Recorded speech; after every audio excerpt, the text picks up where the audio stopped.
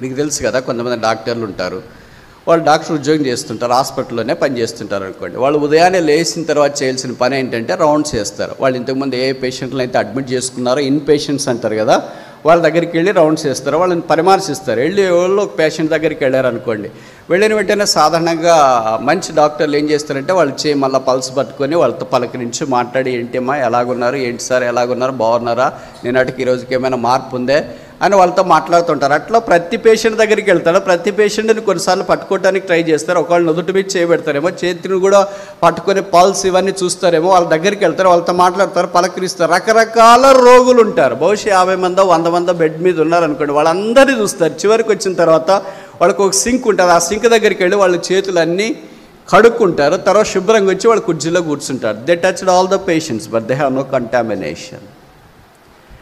Separation is a contact without contamination.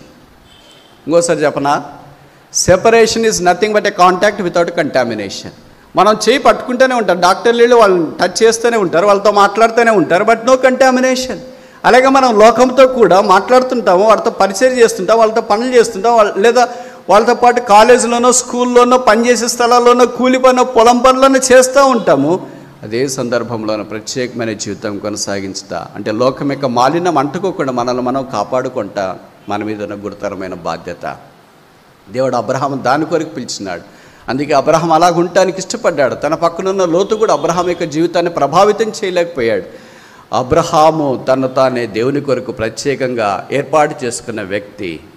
You are a separate identity. You are a separate individual person. You are a separate individual being unto the Lord. నీవు ఒక దేవుడికి ప్రత్యేకమైన వ్యక్తికి, దేవుడికి విలువైన వ్యక్తివి.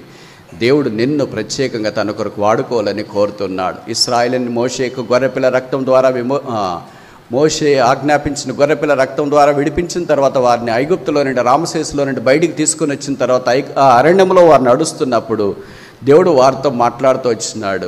నేను మీ మధ్యన ఉండునట్లు మీరు నాకొక పరిశుద్ధ స్థలమును నిర్మించవలెను. ప్రత్యేకమైన జీవితం జీవించేవారు మాత్రమే ప్రభు వారి మధ్యలో నివసించి వారిని ఆశీర్వదించాలని కోరుతున్నాడు.